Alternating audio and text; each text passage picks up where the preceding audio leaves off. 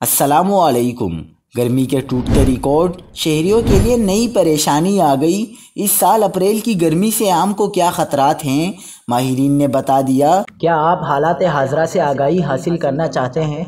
खबर के पीछे छुपे असल हकाइक जानना चाहते हैं? तो अभी सब्सक्राइब कीजिए जिलमिल पाकिस्तान को और साथ ही घंटी के निशान पर क्लिक कर दें।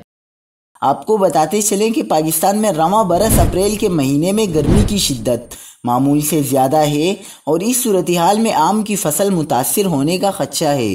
काश्तकारों की एक बड़ी तादाद ऐसी भी है जो गर्मी के साथ साथ पानी की भी किल्लत का शिकार है और इस सूरत हाल के बाइस उनकी मुश्किलात में इजाफा हो रहा है।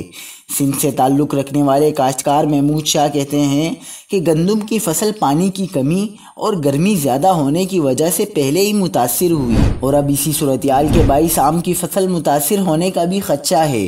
मार्च और अप्रैल के महीनों में गर्मी वक्त से पहले और ज़्यादा पड़ रही है। अप्रैल के महीने में आम को मुनासिब गर्मी चाहिए होती है और अगर इन दिनों में दर्जा हरारत ज़रूरत से ज़्यादा बढ़ जाए तो फल कमज़ोर होने और गिरने का इम्कान होता है।